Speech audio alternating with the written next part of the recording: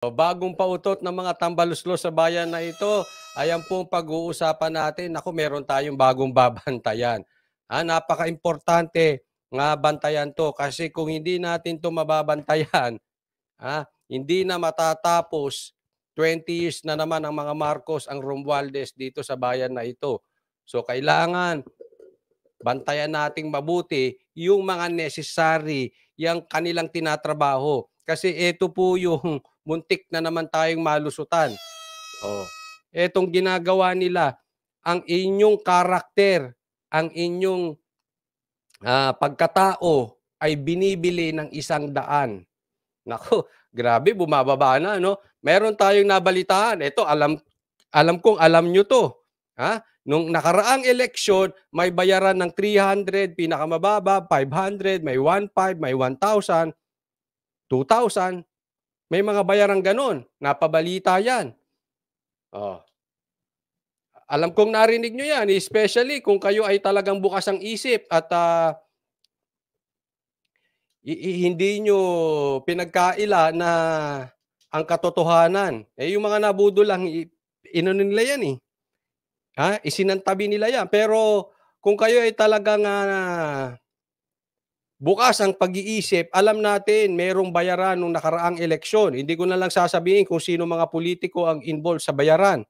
But definitely, kalat po sa balita ang bayaran. Okay? Pero ang nakakasakit ngayon, mababa na ang bayad sa pagkatao dati. Ngayon, 100 bumaba pa.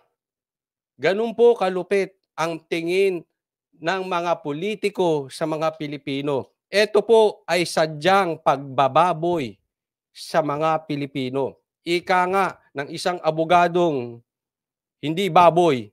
Mamaya i-discuss natin. Binababoy nyo na ang mga Pilipino. Grabe, no? 100. Malupit. 100 ibibigay mo ang posisyon sa kanila. At hindi natin alam kung kailan matatapos. 1 year, 5 years, 10 years, 20 years. Nako, grabe. Ay! O sabi ni Bright Naria, tama coach, lalo na yung mga hakot sa rally ng eleksyon. Ay, nako.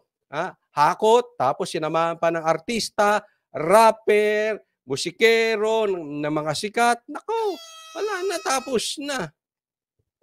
O na. And anyway, sige po, dun sa mga hahabol, dediretsuhin na po natin ito agad-agad.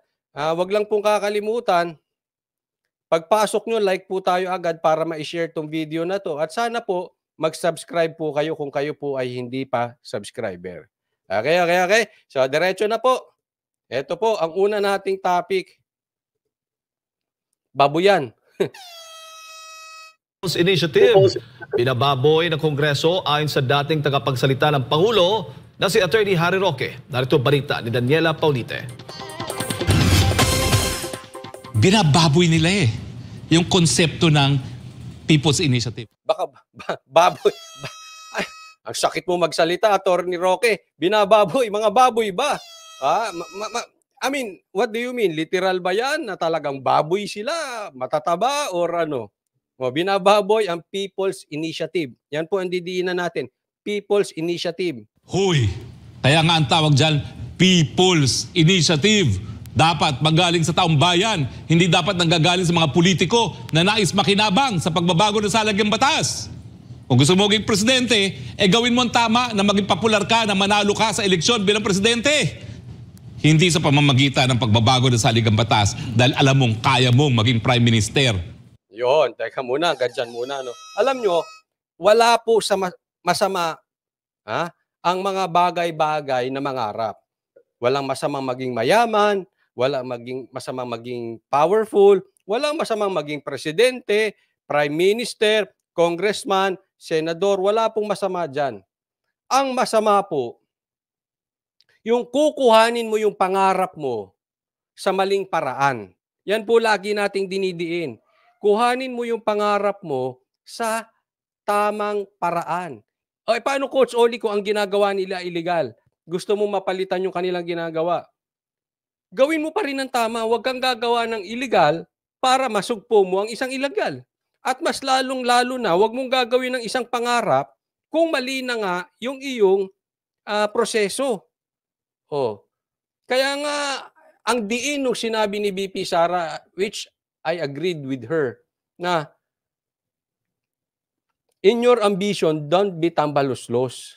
Sa madaling salita, yung iyong pangarap, gusto mong maabot nang hindi tumatapak ng mga tao, ginagawa mo ng legal, ginagawa mo ng tama. Ayan.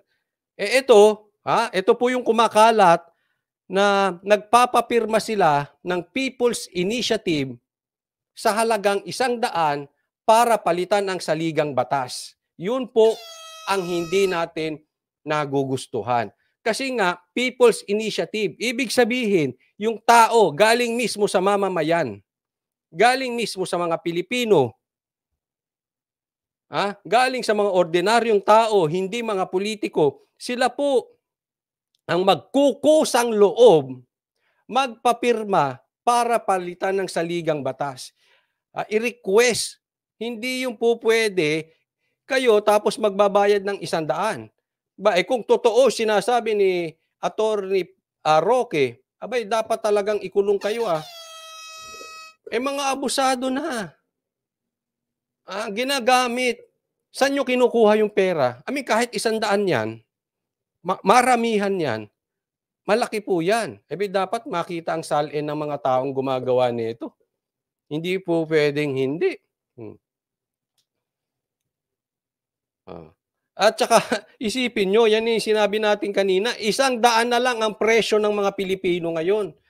Ganyan po kababa ang tingin nyo sa Pilipino. Kaya alam nyo itong mga to, hindi ko maaalis sa aking isipan. In my opinion, gagawa talaga sila ng kalokohan kasi ganoon po kababa ang tingin sa Pilipino. Kaya it's about time sa mga Pilipino na maging matured na po tayo. Unahin po natin yung sa pagboto. Doon pa lang Pag binabayaran ka sa pagboto, ang baba ng tingin. Itaas naman natin ang ating tingin sa ating sarili. Oo, naiintindihan ko yung iba gutom. Kailangan kumain. Pero after nyan, 100, kinain mo sa Jollibee, kulang pa, tapos na. Ilang taong mong pagdudusahan? Yan, pag-usapan natin. Alam nyo ba kung gaano katagal nyo pwedeng pagdusahan yung maling desisyon nyo? Mamaya po. Ito ang mainit na pahayag ni dating presidential spokesperson Attorney Harry Roque kaugnay sa ginagawang hakbang ng Kamara sa pagsusulong ng Charter Change o CHA. Kasunod ito ng balitang may ipinakakalat na petisyon para amyendahan ang ilang probisyon sa 1987 Constitution sa pamamagitan ng Ito talagang Kamara? Masakit na ulo ko sa inyo. Ano pa lang yan, Naka-recess pa yan. Kasi ang balik niyan sa pagkakaalam ko, January 22 pa o January 21 Basta on the 3rd week. Pero kahit nakabakasyon, talagang gumagalaw pa rin sila. Kamara daw ang may pakulo nito. Sabi sa balita. Sila ang pagalitan nyo, wag ako.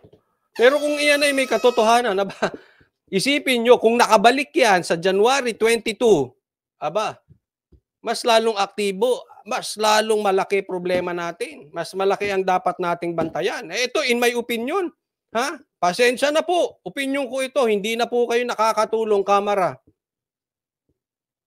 Hindi naman lahat, kasi may mga Duterte pa rin dyan. But anyway, sa kabuuan, ano na ba talaga ang nagagawa ng mga nasa Kamara para ibaba ang presyo ng bigas?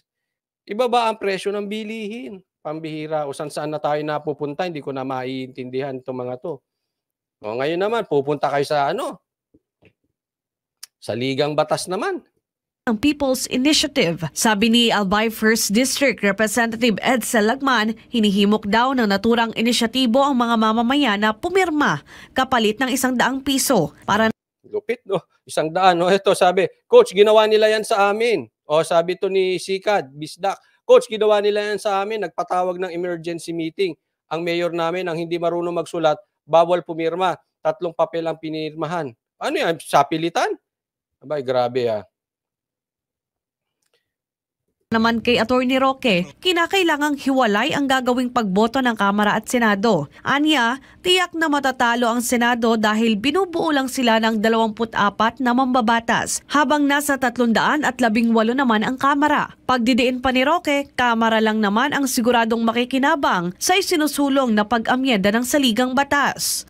At dahil ang magbebenepisyo dito sa proposed amendment na ito ay ang Kamara, O yan, Kamara, tingnan nyo ha. Kaya nga dapat ang botohan dito hiwalay. Ang parang niluluto rito, kabuuan. Ipaliwanag ko anong difference pag kabuuan at hiwalay, ang Kamara at Senado. Kasi kung magbobotohan sila ng magkahiwalay, kung sinong nanalo sa botohan patungkol sa Chacha dito sa Kamara at titingnan din kung sinong nanalo dito sa botohan dito sa Senado. Ganun po. Pero pag kabuuan lang yan, pag pinag-isa, ibig sabihin, per member, per isang politiko. Ilan lang ang senador? 24. Ilan ang Ilan ang Congress? 318. So kahit bumoto ng no, wag gawin yan. Ang Senado, wala silang magagawa. Kaya nga ang request dito ni Roque, magkahiwalay ang botohan, hindi pwedeng pagsamahin. Isipin nyo na lang, yung ginawa nila kay Tebes, na zero yung boto kay Tebes, na hindi pwedeng mag-attend. Ibig sabihin, hawak ni Tamba ang Kamara. Hindi man lahat, pero karamihan dyan. Sa 318, ibig sabihin, bumoto lang dyan, halimbawa 300 lang, in favor of Tamba. O di ano ibig sabihin nun? Panalo na. Papalitan. Ganun po yun. Eto masakit. Tatandaan po natin. Sino ba ang makikinabang? Andyan lagi. Lagi nyo titingnan. Kahit saan bagay. Sino ang nakikinabang pag meron silang gustong gawin? Tapos, pag nasilip nyo kung sinong makikinabang, doon nyo silipin kung tama ba o mali. Ngayon, puntahan natin, sino bang makikinabang dito? Kamara. Bakit kanyo Kamara? Kasi pagka napalitan yan, gusto nilang gawin tayong parliamentary. Hindi na presidente po, prime minister na. Okay? Pag naging parliamentary tayo, malakas na po ang Kongreso. At pag malakas ang Kongreso, alam nyo na, may mga pabor dyan, hindi natin alam, may mga proyekto, etc., etc., pero makapangyarihan yan. Sila ngayon ang lulutang na makapangyarihan sa buong Pilipinas. Bakit kanyo? Kasi hindi na po Pilipino ang maglalagay ng Prime Minister. Hindi po. Yung pinakamataas na posisyon, hindi po Pilipino maglalagay. Ang maglalagay niyan ay ang Congress na, ang mga congressman. Naiintindihan niyo po, magkaiba po ang presidential at saka parliamentary. So yung magiging Prime Minister ang maglalagay diyang Congress. Hawak ni Tamba ang Congress. Yun ang masakit doon. At sa aking pagkakaunawa, wala pong limit ang Prime Minister. Unlike pag presidente ka 6 years, hindi ka pa pwedeng tumakbo ulit. Naintindihan nyo? Kaya nga kung tutuusin, ang galing pa sana ni PRRD, pero hindi na siya pwedeng tumakbo ulit eh. Naunawaan? Kaya kailangan niya ng bitawan after 6 years. Dito hindi. Hanggat hawak ng Prime Minister ang congressman, hanggat masaya ang congressman, ibig sabihin hanggat napababiyaan sila ng proyekto, kung ano-ano, travel expenses, kung ano-anong expenses na budget, kasunduan, etc., etc., ang Prime Minister hindi pwedeng maalis. Bakit? Malakas sa congressman eh. So, ibig sabihin, ang isang Prime Minister pwedeng 1 taon lang, 5 taon, 10 taon, o 20 years. Gaya ng dati.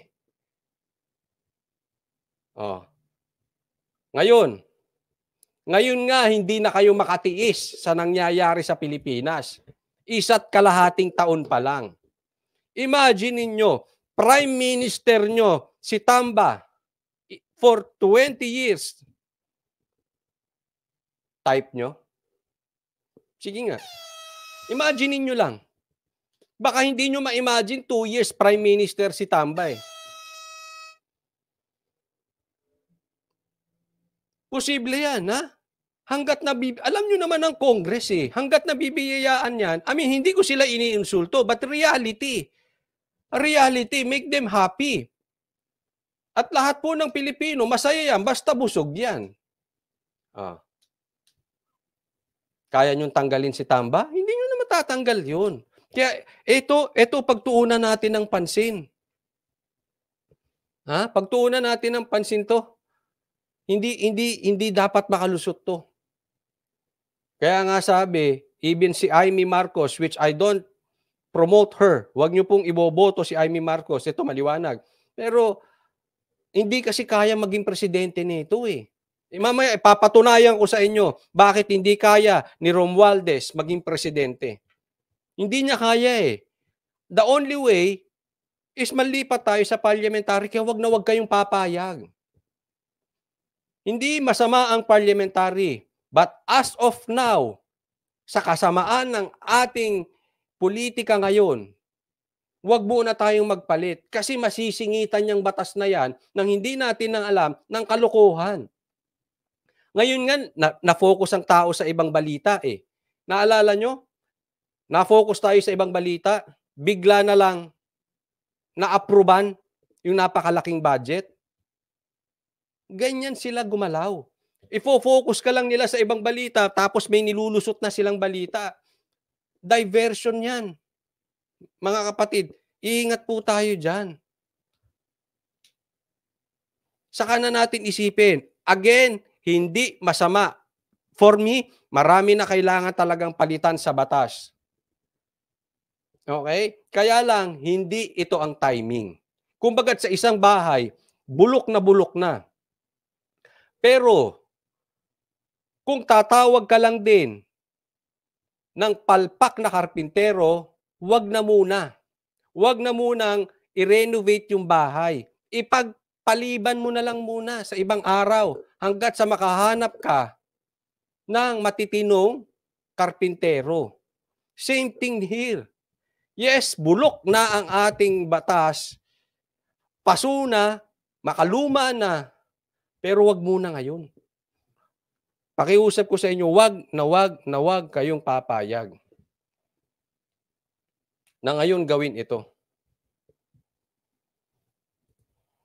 Dahil masusunod na ang gusto ng Kamara kung paano baguhin ang ating saligang batas. At isa na dyan po yan ay para buwagin nga ang Senado at gawing Parliament ang Kongreso para sa ganon ang Speaker ang magiging Prime Minister. Kasunod dito ay nanawagan din si Roque sa taong bayan na maging matalino at mapagmasid. Manindigan po tayo dahil hindi po yung People's Initiative. Yan ay mag-initiative ng mga gahaman sa kapangyarihan. 100 pesos initiative yan, Attorney Roque. Nain mo, maglalagay ka ng Pilipino dyan na uupo sa halagang 100 pesos. Na binababoy ang ating konsepto ng People's Initiative. Ang People's Initiative ay isa sa 3 paraan para mabago ang konstitusyon ng bansa. Matatandaan na Sabi dito, coach, paano na yung nakapirma na hindi na mababawi yon? Hindi, wala namang kwenta yun kahit nakapirma ka eh. Kung hindi naman magro-rolyo yun, halimbawa, hindi naman makakabuo ng maraming nakapirma. No? Kaya nga ma-stop na dapat eh. Kahit may pirma yun, wala din yun. Kasi tatandaan natin, malakas pa rin ang sigaw ng taong bayan. Kahit nakapirma na yan, pero kakaunti pa lang naman ang kakapirma at ayaw talaga ng Pilipino at tayo ay mananatiling sisigaw. Napaka-importante yan ha. Pag ang Pilipino ay maninitiling magbabantay at sisigaw kahit may pirma yan, pwedeng ma-stop yan. Tandaan nyo po, ang politiko sensitive po yan sa sigaw ng tao. Akala nyo lang hindi sila apektado. Alam nyo itong ginagawa nilang to?